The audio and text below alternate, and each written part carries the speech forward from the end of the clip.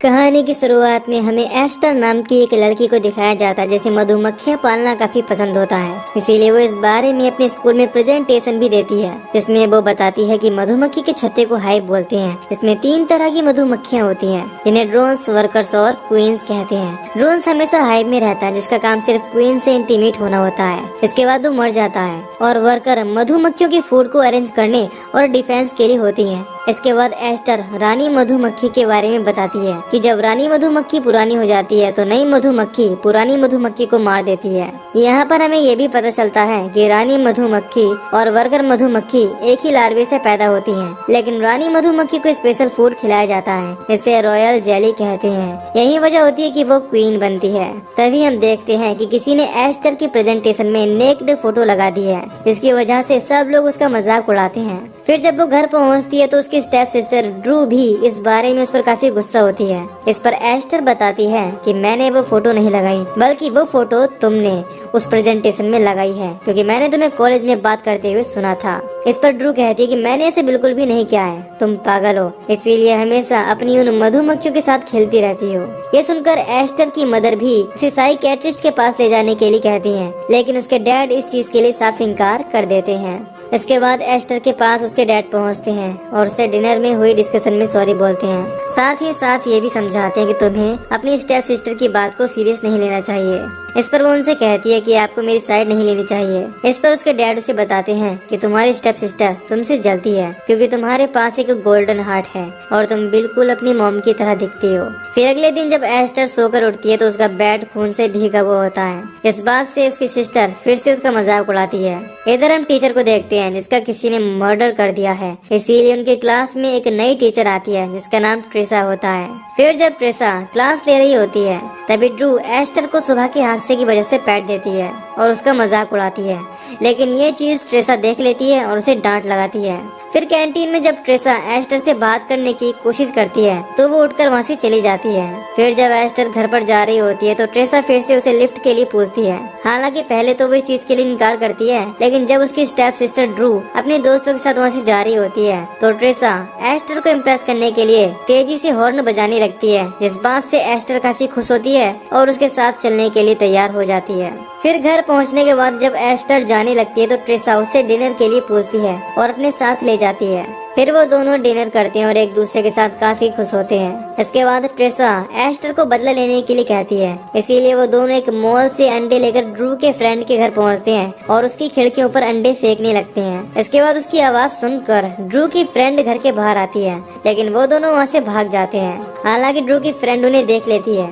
फिर हम देखते हैं कि इस चीज से एस्टर काफी खुश होती है। इसके बाद एस्टर और ट्रेसा अगले दिन फिर से मिलने का वादा करके वहाँ से चले जाते हैं। इधर ड्रू की फ्रेंड पिछली रात की वजह से बहुत ही ज्यादा गुस्सा होती है, इसीलिए वो किसी भी हालत में एस्टर से बदला लेना चाहती थी। इसीलिए वो सारे फ्रेंड्स रात में एस्टर के बनाए हुए मधुमक्खी के हाइव पर पहुँचते हैं और उसे पूरी तरह से तोड़ देते हैं। जब एस्टर को इस बारे में पता चलता है तो वह बहुत ही ज्यादा दुखी होती है। उसे इस हालत में देखकर ड्रू भी काफी डर जाती है। तभी वहाँ पर एस्टर को लेने के लिए ट्रेसा पहुँच जाती है, जिसके साथ वो वहाँ से निकल जाती है। अगले सीन में हम देखते हैं कि ट्रेसा उसे अपने घर ले गई है, जहाँ पर एक लड़का भी रहता है जिसका नाम हेनरी है। फिर ट्रेसा एस्टर को बताती है कि हेनरी कोई और नहीं बल्कि उसका बेटा है। ये जानकर एस्टर काफी हैरान होती है। फिर अगले दिन जब एस्टर सोकर उठती है तो ट्रेसा उसके लिए एक नया मधुमक्खी का हाइव ले आती है। इसे देखकर वो काफी खुश होती है। इसके बाद जब वो रात में अकेली बैठी होती है तो उसके पास हेनरी पहुंचता है, जो उसकी फैमिली के बारे में पूछता है और कहता है कि तुम्हें यहाँ देखकर काफी अच्छा लगा।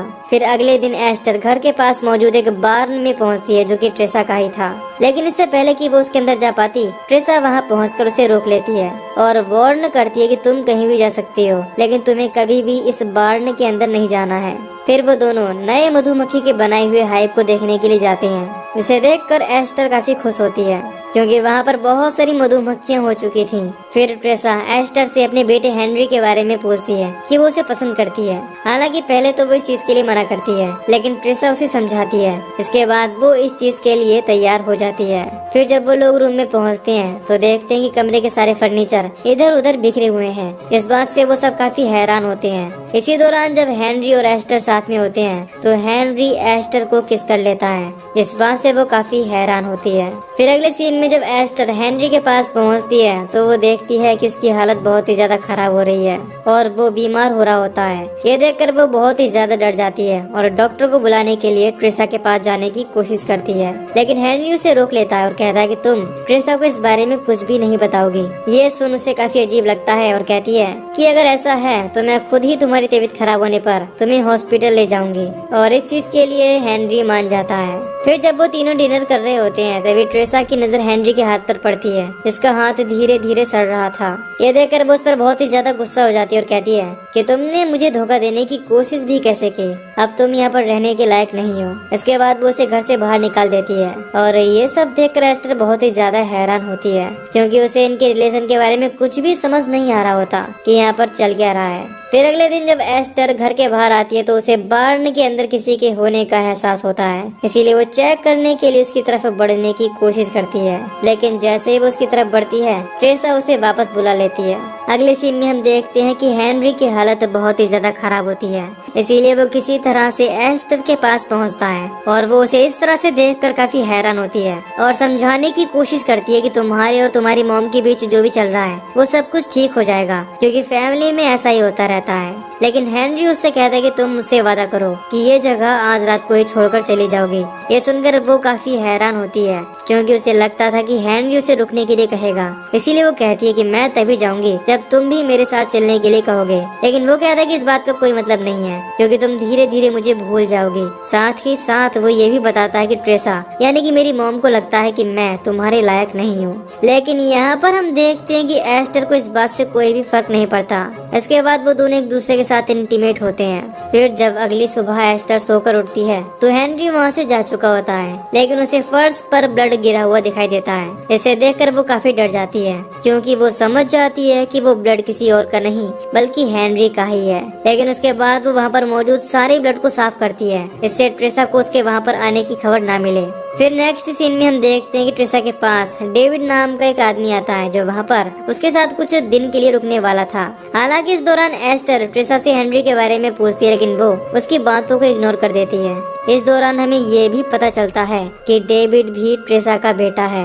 इन सब चीजों से एस्टर बहुत ही ज्यादा परेशान हो जाती है और गुस्सा होकर वहाँ से चली जाती है। फिर जब एस्टर अपने बेडरूम में होती है तो उसके पास एक लड़की पहुँचती है जो उसे घूर रही होती है, जिसकी हालत काफी ज्यादा खराब थी और उसकी बॉडी भी ऐसी ही सड़ रही होती है जैसे कि हेनरी की सड़ रही थी। फिर जब एस्टर की नजर उस पर पड़ती है तो वो बहुत ही ज्यादा डर जाती है और उस पर हमला कर देती है, इससे वो लड़की भी डर जाती है। फिर उन दोनों की चीख सुनकर ट्रेसा भी वहाँ पर पहुँच जाती है, जो उस लड़की के सर पर गन से अटैक करके उसे बेहोश कर देती है। जिसके बाद ट्रेसा उसे चेयर से बांध देती है तो एस्टर उस लड़की के बारे में ट्रेसा से पूछती है, लेकिन वो कहती है कि मुझे इसके बारे में कोई भी जानकारी नहीं है। और क्योंकि ट्रेसा को लगता है कि वो लड़की उनकी लाई हुई नई मधुमक्खी से इन्फेक्टेड है, इसीलिए वो उसे गन से शूट करने की कोशिश करती है, लेकिन वो लड़की प्रेग्नेंट होती है। इसीलिए एस्टर उसे ऐसा करने से रोक देती है और समझाती है कि हमें इंसानों की तरह इस पर बात करनी चाहिए। इसके बाद ट्रेसा एस्टर को भी विश्वास दिलाती है कि ये उनके हाइव में लाई गई नई मधुमक्खी की वजह से हुआ है। अब क्योंकि एस्टर को इस बारे में सबसे ज्यादा जानकारी थी तो वो उसे इस बारे में पूछती है, जिस पर वो कहती है कि उनका सिर्फ एक ही इलाज है कि हमें हाइव को जलाना होगा। फिर जब एस्टर उस लड़की के पास पहुंचती है तो वो बुरी तरह से तड़पने लगती है, क्योंकि उसे ब्लीडिंग हो रही होती है, जिसकी वजह से वो वहीं पर बेहोश हो जाती है। लेकिन उसके चीख सुनकर वहाँ पर ट्रेसा और डेविड भी पहुँच जाते हैं। इसके बाद एस्टर उन लोगों से उस लड़की को हॉस्पिटल ले जाने के लिए कहती है, लेकिन वो उसकी बातों को इग्नोर करके वहाँ से चली जाती है। फिर अगले दिन जब ट्रेसा मधुमक्खी के हाइव को जला रही होती है तो एस्टर उसके पास पहुँचती है और कहती है कि वो लड़की मरने वाली है, इसीलिए तुम्हें उसकी मदद करनी चाहिए। इस पर ट्रेसा कहती है कि तुम ही ने कहा था कि ये सब कुछ मधुमक्खी के हाइव की वजह से हो रहा है, इसीलिए मैं इसे जला रही हूँ, इससे सब कुछ ठीक हो जाएगा। ये सुनकर एस्टर समझ जाती है कि वहाँ पर कोई भी उसकी बात सुनने वाला नहीं है, इसीलिए वो वापस उस लड़की के पास पहुँचती है और उसे वहाँ से बाहर निकालने की कोशिश करती है। लेकिन इससे पहले कि वो दोनों वहाँ से निकल पाती, ट्रेसा चाकू लेकर वहाँ पर पहुँच जाती है और एस्टर के सामने ही उस लड़की पर अटैक करके उसे मार देती है। और ये देखकर एस्टर बहुत ही ज्यादा डर जाती है। इस दौरान एस्टर बेहोश हो जाती है। फिर जब उसकी नींद खुलती है तो वो खुद को बंधा हुआ पाती है। इस दौरान उसकी हालत भी बहुत ही ज्यादा खराब थी। फिर हम देखते हैं कि एस्टर भी प्रेग्नेंट है, जिसकी वजह से ट्रेसा उस पर बहुत ही ज्यादा गुस्सा होती है और कहती है कि मैं तुम्हें अपने हाथों से मार दूंगी, क्योंकि वो समझ गई थी कि एस्टर हेनरी के साथ इंटीमेट हुई है। फिर जब एस्टर अकेली होती है तो उसे बहुत ही ज्यादा दर्द होने लगता है। इससे उसकी आवाज सुनकर डेविड और ट्रेसा भी वहाँ पर पहुँच जाते हैं। यहाँ पर हम देखते हैं कि एस्टर किसी बच्चे को नहीं बल्कि एक मधुमक्खी के लार्वे को जन्म देती है, जिसे ट्रेसा अपने साथ ले जाती है। इसके बाद वो एस्टर को भी अपने साथ ले जाती है और उसे नहलाने के बाद डेविड के रूम में छोड़ देती है, जहाँ पर डेविड उसे बताता है कि मैं तुमसे तब से प्यार करता हूँ जब से मैंने तुम्हें देखा है। फिर वो एस्टर के साथ इंटीमेट होने की कोशिश करता है, लेकिन वो डेविड पर अटैक करके उसे बहुत बुरी तरह से मार देती है। ये देखकर ट्रेसा उस पर बहुत ही ज्यादा गुस्सा हो जाती है और कहती है कि मैंने तुम्हारे लिए इतना कुछ किया, यहाँ तक कि तुम्हारे लिए मर्डर भी किया, जिसकी वजह से तुम एक क्वीन बन सकती थी, लेकिन तुम तो एक लूजर निकली। अब इस बात से पता चलता है कि एस्टर की टीचर को किसी और ने नहीं बल्कि ट्रेसा ने ही मारा था।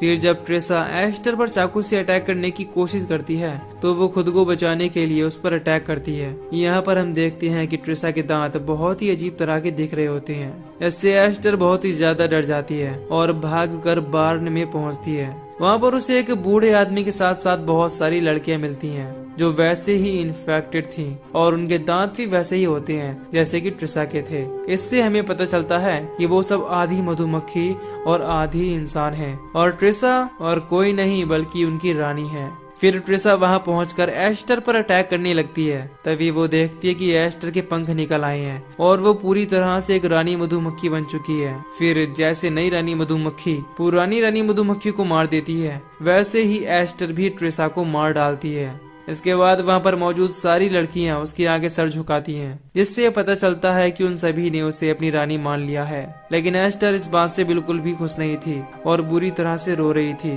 और इसी के साथ ही यहीं पर ये मूवी इसी तरह से खत्म हो जाती है। तो दोस्तों, अगर आपको इस मूवी की एक्सप्लेनेशन पसंद आई हो तो वीडियो को लाइक और चैनल को सब्सक्राइब कर दीजिए ताकि मैं मिलूंगा न्यू वीडियो में। Till then take care, love you.